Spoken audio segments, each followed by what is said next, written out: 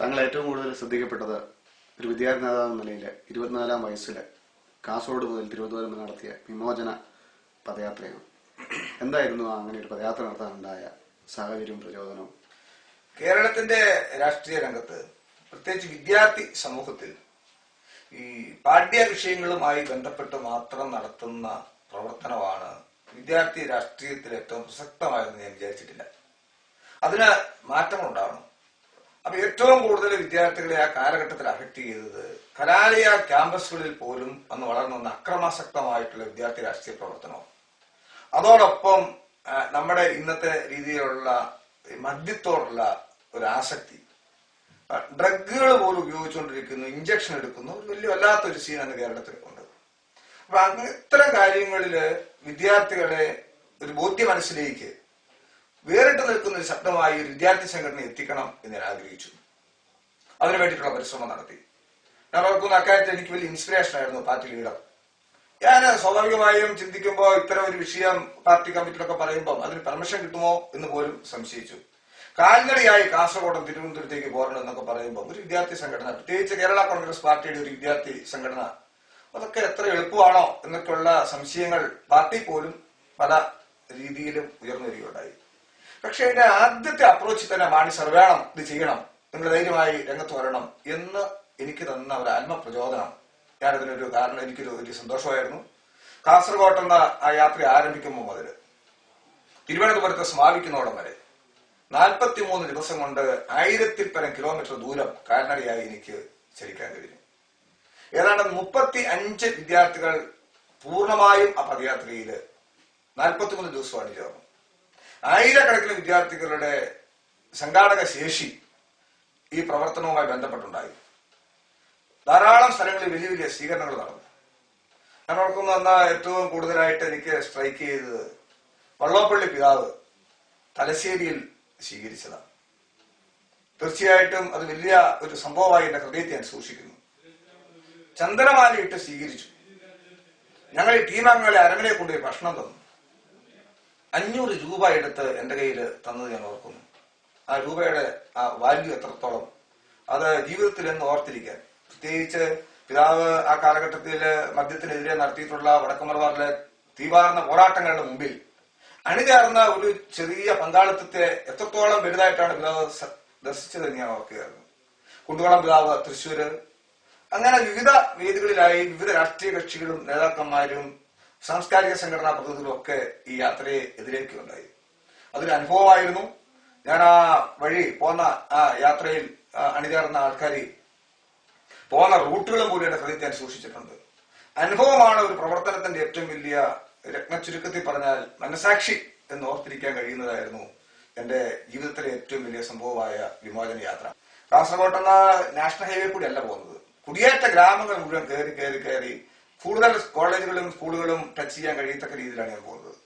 കാസർഗോഡ് നിന്ന് ആരംഭിച്ച ഉദുമയിലെത്തി കാഞ്ഞങ്ങാട്, പരപ്പ, ചിറ്റാരിക്കാൽ, ചെറുപുഴ, രാജഗിരി, ജോസ്ഗിരി, ഉദയഗിരി, പയ്യാവൂർ, ഇരിട്ടി, മട്ടന്നൂര്, കൂത്തുപറമ്പ്, തലശ്ശേരി, വടകര, പേരാമ്പ്ര, കോടഞ്ചേരി, തിരുവാമ്പാടി, തോട്ടുമുക്ക്, മരീക്കോട്, മഞ്ചേരി, പെരിന്തൽമണ്ണ, മലപ്പുറം, പട്ടാമ്പി, ഷൊർണൂർ, വടക്കാഞ്ചേരി, തൃശ്ശൂർ, ചാലക്കുടി, അങ്കമാലി, പെരുമ്പാവൂർ, മൂവാറ്റുപുഴ, തൊടുപുഴ, പാല, ഏറ്റുമാനൂർ, കോട്ടയം, ചങ്ങനാശ്ശേരി, തിരുവല്ല, ചെങ്ങന്നൂർ, അടൂര്, കൊട്ടാരക്കര, കിളിമാനൂർ വഴി തിരുവനന്തപുരത്ത് അത് എത്തിച്ചേരുകയായിരുന്നു.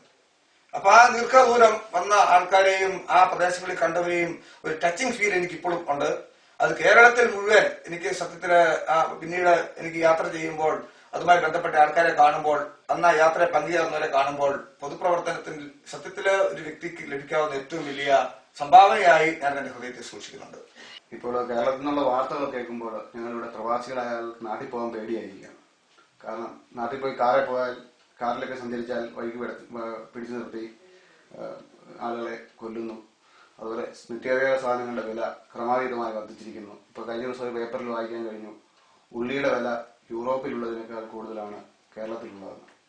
അപ്പോൾ പ്രതിപക്ഷത്തിരിക്കുന്ന കക്ഷി എന്ന നിലയിൽ ഇങ്ങനെയുള്ള കാര്യങ്ങൾക്ക് ഒരു പരിഹാരം ഉണ്ടാക്കാൻ വേണ്ടിയിട്ടുള്ള ശ്രമങ്ങൾ UDF-ന്റെ ഭാഗത്തുനിന്ന് എന്താണ് ഇപ്പോൾ പുതുതായി ചെയ്യാൻ ഉദ്ദേശിച്ചുകൊണ്ടിരിക്കുന്നതെന്ന്? UDF-ന്റെ ഭാഗത്തുനിന്ന് മാത്രമല്ല, കേരളം ഒന്ന് ഉണർന്ന് പ്രവർത്തിക്കേണ്ട സമയമായി. ഭീകരവാദത്തിന്റെയും തീവ്രവാദത്തിന്റെയും പിടിയെ കേരളം അകപ്പെട്ടു എന്ന് പറഞ്ഞാൽ അക്ഷരാർത്ഥത്തിൽ അതിനെ ആർക്കും മാറ്റി നിർത്താൻ കഴിയില്ല. അത് ഭരണ പ്രതിപക്ഷം ഒരുമിച്ച് സമ്മതിക്കേണ്ടി വരും. പ്രതിപക്ഷ രാഷ്ട്രീയ കക്ഷി അല്ലെങ്കിൽ മുന്നണി സംവിധാനത്തിൽ വിശ്വസിക്കുന്നത് കൊണ്ട് ഞങ്ങൾ എപ്പോഴും അതിനെതിരെ സംസാരിക്കാറുണ്ട്. അതിനാവശ്യമായിട്ട് വേണ്ടത് ഒരു ഇച്ഛാശക്തിയാണ്. ഇവിടെ നടക്കുന്ന അക്രമ സംഭവങ്ങളെ സമയബന്ധിതമായി അത് പരിഹരിക്കാൻ കഴിയത്തക്ക നിലയിലുള്ള ഒരു ഗവൺമെന്റിന്റെ ആക്ഷൻ ഉണ്ടാകും. അത് പലപ്പോഴും അത്തരത്തിൽ കാണുന്നില്ല.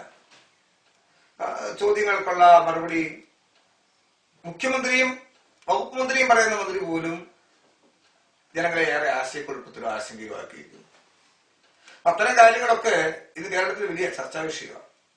അപ്പൊ രാജ്യത്ത് ഏറ്റവും ആവശ്യം വേണ്ടത് സ്വൈര്യ ജീവിതം ഉണ്ടാകുക എന്നുള്ളതാണ്.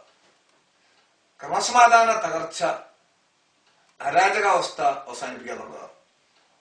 അതോടൊപ്പം തീവാറുന്ന വില സാധനങ്ങളെ സംബന്ധിച്ചിടത്തോളം ജീവിക്കാൻ സാധിക്കാത്ത അന്തരീക്ഷത്തിൽ കഷ്ടിച്ചു മുന്നോട്ട് പോകുമ്പോഴാണ് ഇടിവെട്ടിവരെ പാമ്പ് കടിച്ചു എന്ന നിലയിലാണ് ജീവിത സാഹചര്യങ്ങൾക്കനുസരിച്ച് മുന്നോട്ട് പോകാൻ കഴിയാത്ത നിത്യോപയോഗ സാധന വിലവർദ്ധനം ഉണ്ടാകുന്നത്. അത് സംസ്ഥാനത്ത് ഭരിക്കുന്ന ഗവൺമെന്റ് അവരുടെ യുവജന വിദ്യാർത്ഥി സംഘടനകൾ കേന്ദ്രത്തിനെതിരെയാണ് സമരം പ്രഖ്യാപിച്ചിട്ടുള്ളത്. നമ്മളൊരു ഗുണഭോക്തൃ സംസ്ഥാനമാണ്, ഒരു ഉപഭോക്തൃ സംസ്ഥാനമാണ്. നമുക്ക് 3 നേരം ഭക്ഷണം കഴിക്കണമെങ്കിൽ തമിഴ്നാട്ടിൽ നിന്നും ആന്ധ്രയിൽ നിന്നുള്ള സഹായമില്ല, ചെയ്യാൻ കഴിയില്ല എന്നുള്ളത് എല്ലാവർക്കും അറിയാം. അപ്പൊ അവിടുത്തെ മാർക്കറ്റില് സമയബന്ധിതമായി ഇടപെട്ട് ഇത്തരം പ്രശ്നങ്ങൾ പരിഹരിക്കാൻ കഴിയാതെ വന്നിട്ടുള്ളത് ഈ വലിയ വിലക്കയറ്റത്തിന് കാരണമായി. ഇത് UDF കാലത്തുണ്ടായിട്ടുണ്ട് വിലവർദ്ധനവ്. UDF 2001 തൊട്ട് 2005 കാലഘട്ടത്തിൽ ഒരു പ്രാവശ്യം പോലും അന്നത്തെ പ്രതിപക്ഷത്തിന് നിയമസഭയ്ക്കകത്ത് വിലവർദ്ധനവിന്റെ പേരിൽ ഒരു അടിയന്തര പ്രമേയം പോലും കൊണ്ടുവരാൻ അവസരം കൊടുത്തിട്ടില്ല. ആ സമയത്തൊക്കെ കമ്പോളത്തിൽ ഇടപെട്ടു, ആവശ്യമായിട്ടുള്ള മാറ്റങ്ങൾ വരുത്തി, തുകയെ അനുവദിച്ചു. ആ ഉയർന്നു വന്ന തുകയെ പിടിച്ചു നിർത്താൻ ആവശ്യമായിട്ടുള്ള ഡെഡിക്കേഷൻ കാണിച്ചു എന്നുള്ളതാണ് അന്ന് അതിനുണ്ടായ മാറ്റം. അത് നില്ലായ്മപ്പെട്ടിരിക്കുന്നു. ഇവിടെ വന്നപ്പോ തമാശക്കാരന് ചോദിച്ചു, ശരിയായി ഇപ്പൊ എന്താ ഇവിടെ ഇപ്പം വന്നിട്ട് തിരിച്ചു പോകുമ്പോൾ കൊണ്ടുപോകണമെന്ന് ആലോചിച്ചാല് ഒരു 25 കിലോ സവാള മേടിച്ചോണ്ട് പോയാൽ ഏറ്റവും നന്നായിരിക്കും എന്ന് വിചാരിക്കുക. പാലായിൽ നിന്നും ഇടുക്കിയിൽ പോയി മത്സരിച്ചു. 2ാം തവണ കഴിഞ്ഞ തെരഞ്ഞെടുപ്പില് ഇടതുപക്ഷ തരംഗം കേരളത്തിൽ മുഴുവൻ ആഞ്ഞടിച്ചപ്പോഴാണ് കൂടുതൽ ഭൂരിപക്ഷത്തില് ഇടുക്കിയിൽ ജയിക്കാൻ പറ്റി. എന്താണ് അതിനൊരു കാരണം? കൂടുതൽ വികസന പ്രവർത്തനങ്ങൾ ചെയ്തതിനാലാണോ, അതോ അവിടുത്തെ ജനങ്ങളുമായി കൂടുതൽ ഇടപെടുകയാണോ? എന്താണ് അതിനകത്ത് വലിയ രഹസ്യങ്ങളൊന്നുമില്ല. ഞാൻ ഇടുക്കി ചെല്ലുമ്പോൾ ആദ്യഘട്ടത്തിൽ വലിയ ആക്ഷേപമായിരുന്നു. ഞാൻ ഓർക്കുന്ന പാർട്ടി എനിക്ക് ടിക്കറ്റ് നൽകി മാനസർ ഇടുക്കി മത്സരിക്കണം എന്ന് എന്നോട് പറയുന്ന സന്ദർഭത്തില് സ്വാഭാവികമായി ഇടുക്കിയിൽ ഉണ്ടാകാവുന്ന ചില ബുദ്ധിമുട്ടുകൾ ഞാൻ മനസ്സിലാക്കി. എങ്കിലും ഇടുക്കിയിലെ തെരഞ്ഞെടുപ്പ് രംഗത്ത് സജീവമായി എല്ലാവരുടെയും സഹകരണം ഉണ്ടായി. ഞാനന്ന് ഇടുക്കിക്കാരുടെ വാക്ക് പറഞ്ഞു. ഇടുക്കിയിലെ ജനസമൂഹം കുടിയേറ്റക്കാരാണ് മുഴുവൻ. ഒരു കാലഘട്ടത്തിൽ എവിടുന്നെങ്കിലും വന്നിട്ടുള്ളവരാണ് ഇടുക്കിയിലെ ജനങ്ങൾ മുഴുവൻ. അപ്പൊ ആ കുടിയേറ്റത്തിലെ ഒരു അവസാന കണ്ണിയായി നിങ്ങളോടൊപ്പം ഞാൻ ഉണ്ടാകും എന്ന് പറഞ്ഞ വാക്ക് പാലിക്കപ്പെടാൻ കഴിഞ്ഞതാണ് എനിക്ക് ആ രംഗത്ത് ഉണ്ടായ ഏറ്റവും വലിയ നേട്ടം എന്ന് ഞാൻ വിചാരിക്കുന്നു. 86 കിലോമീറ്റർ ദൂരം സഞ്ചരിച്ച് തൊടുപുഴയ്ക്ക് പോകേണ്ടവർക്ക് 36 കിലോമീറ്റർ സഞ്ചരിച്ച് ഇടുക്കിയിൽ നിന്ന് അല്ലെങ്കിൽ കഞ്ഞിക്കുഴിയിൽ നിന്ന് തൊടുപുഴ എത്താൻ കഴിയുന്നു എന്ന നിലയിൽ ആ റോഡിന് വേണ്ടി മേജർ ഡിസ്ട്രിക്ട് റോഡ് പെടുത്തി മുനീർ മന്ത്രിയായിരിക്കുന്ന സമയത്ത് 8.25 കോടി രൂപ അനുവദിപ്പിച്ച് ഇപ്പോൾ അതിന്റെ നിർമ്മാണം 14 കോടിയിൽ എത്തി നിൽക്കുന്നു. അതിപ്പോൾ സഫലീകരിക്കപ്പെടാൻ പോവുകയാണ്. കാഞ്ഞാർ പുള്ളിക്കാനം ടൂറിസത്തിന് ഏറ്റവും വലിയ പ്രാധാന്യമുള്ള ഒരു മേഖലയാണ്. എറണാകുളത്ത് നിന്ന് വരുന്ന ടൂറിസ്റ്റുകൾക്ക് തൊടുപുഴയിൽ വന്ന് അറക്കുളം വന്ന് മൂലമറ്റത്തെത്തി കാഞ്ഞാർ പുള്ളിക്കാനം വഴിയോ കാഞ്ഞാറിൽ നിന്ന് മൂലമറ്റത്തുനിന്ന് കോട്ടമലയിലേക്കോ പോകാൻ കഴിയുന്ന രീതിയിൽ മൂലമറ്റം പുള്ളിക്കാനം റോഡിന്റെ നവീകരണവും പ്രവർത്തനവും തീർക്കാൻ കഴിയും. അപ്പൊ അത് 9 കോടി രൂപ കാഞ്ഞാർ പുള്ളിക്കാനം, 6.5 കോടി രൂപ കാഞ്ഞാർ മൂലമറ്റം പുള്ളിക്കാനം, ഒരു 4.5 കോടി രൂപ മൂലമറ്റം കോട്ടമല.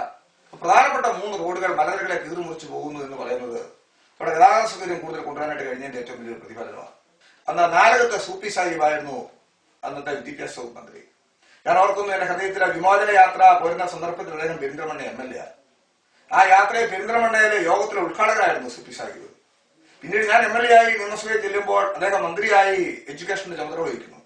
ആ ആത്മബന്ധമായിരിക്കാം ഇടുക്കിയിൽ 5 പ്ലസ് സ്കൂൾ അനുവദിച്ചതിൽ 3 എന്റെ കോൺസ്റ്റിറ്റ്യുവൻസിയിലായിരുന്നു. ഗ്രാമീണ ടൂറിസത്തിന് വലിയ പ്രാധാന്യം കൊടുത്തുകൊണ്ട് പോകണമെന്നാണ് ഞാൻ ആഗ്രഹിക്കുന്നത്.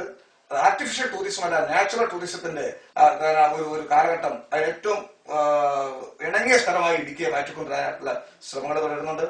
പൊതുപ്രവർത്തനത്തിൽ ആ ബന്ധം അതാണ് ജീവിതത്തിലെ ഏറ്റവും വലിയ കടപ്പാട് എന്ന് ഞാൻ വിചാരിക്കുന്നു. ആ സ്നേഹം ബ്രിട്ടീഷ് മലയാളിയുടെ പ്രേക്ഷകർക്ക് ഒരിക്കൽ കൂടി ക്രിസ്മസിന്റെയും നവവത്സരത്തിന്റെ ആശംസകൾ ഞാൻ നേരുകയാണ്.